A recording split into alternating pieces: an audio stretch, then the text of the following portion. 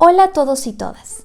Mi nombre es Ainid Martínez y soy escritora del municipio de Pachuca en el estado de Hidalgo en apoyo al operativo Escudo que implementa el gobierno del estado de Hidalgo.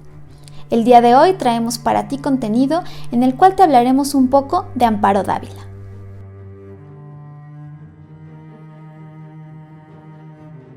Narradora y poeta, Amparo Dávila nació el 21 de febrero de 1928 en Zacatecas. A los 6 años es trasladada a San Luis Potosí para iniciar sus estudios de primaria y posteriormente de secundaria. Es en 1954, a la edad de 26 años, cuando se traslada a la Ciudad de México para iniciar sus estudios literarios. Su primer libro, Salmos bajo la luna, fue publicado en 1950. Y fue en 1954 cuando se publica Meditación a la orilla del sueño y Perfil de soledades.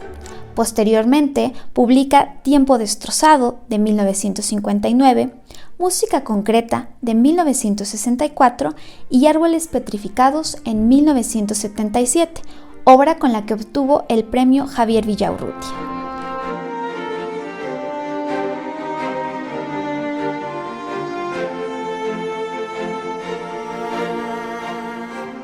Amparo Dávila describe en sus cuentos los escenarios que la acompañaron durante su infancia. Es así que podemos percibir las vivencias mezcladas con la creación literaria. Los temas presentes en su obra fueron la enajenación mental, la locura, el peligro, lo siniestro y el miedo a los animales. Cuentos como Detrás de la reja, El desayuno, Tina Reyes y Música concreta son algunos cuentos cuya unidad temática es precisamente la locura, un tema recurrente en su obra y que refiere como de gran angustia, pues ella consideraba que entre la cordura y la locura existía un hilo muy delgado y sutil que cualquier hecho podía romper. Con relación a ello, Luis Mario Schneider nos decía que la obra de Amparo Dávila nos permitía descubrir cómo los hechos que suceden a los personajes podían llevarnos a acciones insospechadas y crueles. De ahí que proponga que la obra de Dávila no se trataba solamente de literatura, sino que era una profundización a la ética y al comportamiento humano. Desde otra perspectiva, Luna y Díaz nos hablaban que la obra de Amparo Dávila exhibía la presión social que era ejercida a la mujer con relación a sus roles de género. Elementos como la maternidad, la adecuada expresión de la sexualidad y la necesidad de aparentar en un mundo donde los ojos de todos se posaban sobre la conducta de la mujer, a Amparo le permitían generar escenarios en los que las protagonistas podían llevar a cabo vidas aparentemente normales, ancladas a rutinas específicas, pero estas rutinas se veían trastocadas ante un elemento de presión, lo que las llevaba a ellas y a su tranquilidad a minarse hasta llegar al abandono y a la indiferencia. Respecto a la estructura de sus cuentos, Amparo Dávila confiesa en una entrevista a la revista Casa del Tiempo que siempre la pensó como la figura de un triángulo, y no necesariamente de un triángulo equilátero. Amparo Dávila jugaba con la idea de que cada lado del triángulo pudiera tener diferentes tamaños. Es decir, podíamos tener cuentos cuya base podía prolongarse y la base era entendida como el planteamiento, y otros en los que un desenlace podría llevarse solamente en palabras. Y los desarrollos y los nudos podían tener una extensión mediana. Sin embargo, ella jugaba con esta idea y lo pensaba así. De acuerdo con Gerardo Bustamante, en su artículo Amparo Dávila, una maestra del cuento, varios de sus cuentos magistrales utilizaban determinados elementos como la ambigüedad, las múltiples interpretaciones, el final abierto y las historias paralelas. Estos elementos pueden verse específicamente en cuentos como El huésped, El espejo y Moisés y Gaspar. Gerardo Bustamante refería también que Amparo Dávila planteaba la vida monótona como un primer paso a historias tormentosas en la que los personajes se debaten entre la locura, el miedo y la paranoia. Lo cito cuando dice: los personajes de Dávila, que padecen un desequilibrio mental, con frecuencia interiorizan una fijación por el peligro se sienten atacados por los demás. Son seres que terminan aislados en espacios fríos y que se desvanecen frente al horror de sus actos, a su memoria tormentosa, a la soledad y a lo siniestro como condición humana ineludible.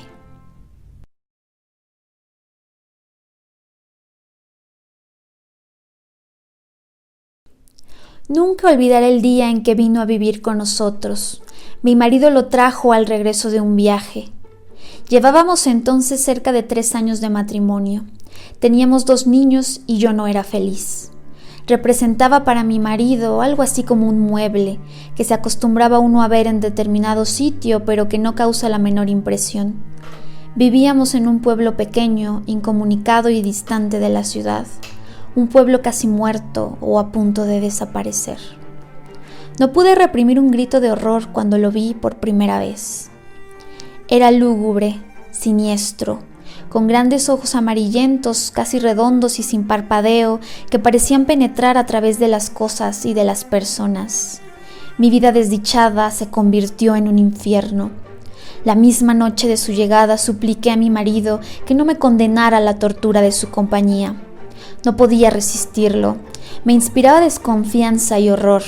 «Es completamente inofensivo», dijo mi marido mirándome con marcada indiferencia. «Te acostumbrarás a su compañía y si no lo consigues...» No hubo manera de convencerlo de que se lo llevara. Se quedó en nuestra casa. No fui la única en sufrir con su presencia. Todos los de la casa, mis niños, la mujer que me ayudaba con los quehaceres, su hijito, sentíamos pavor de él. Solo mi marido gozaba teniéndolo allí. Desde el primer día mi marido le asignó el cuarto de la esquina. Era esta una pieza grande pero húmeda y oscura. Por esos inconvenientes yo nunca la ocupaba. Sin embargo, él pareció sentirse contento con la habitación. Como era bastante oscura, se acomodaba a sus necesidades. Dormía hasta el oscurecer y nunca supe a qué hora se acostaba. Perdí la poca paz de que gozaba en la casona. Durante el día, todo marchaba con aparente normalidad. Yo me levantaba siempre muy temprano, vestía a los niños que ya estaban despiertos, les daba el desayuno y los entretenía mientras Guadalupe arreglaba la casa y salía a comprar el mandado. La casa era muy grande, con un jardín en el centro y los cuartos distribuidos a su alrededor. Entre las piezas y el jardín había corredores que protegían las habitaciones del rigor de las lluvias y del viento que eran frecuentes. Tener arreglada una casa tan grande y cuidado el jardín, mi diaria ocupación de la mañana, era tarea dura. Pero yo amaba mi jardín. Los corredores estaban cubiertos por enredaderas que floreaban casi todo el año. Recuerdo cuánto me gustaba por las tardes sentarme en uno de aquellos corredores a coser la ropa de los niños entre el perfume de las madreselvas y de las bugambilias. En el jardín cultivaba crisantemos, pensamientos, violetas de los Alpes, begonias y heliotropos. Mientras yo regaba las plantas, los niños se entretenían buscando gusanos entre las hojas.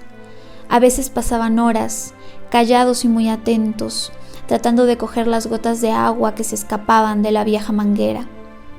Yo no podía dejar de mirar de vez en cuando hacia el cuarto de la esquina. Aunque pasaba todo el día durmiendo, no podía confiarme. Hubo veces que, cuando estaba preparando la comida, veía de pronto su sombra proyectándose sobre la estufa de leña. Lo sentía detrás de mí, yo arrojaba al suelo lo que tenía en las manos y salía de la cocina corriendo y gritando como una loca. Él volvía nuevamente a su cuarto, como si nada hubiera pasado.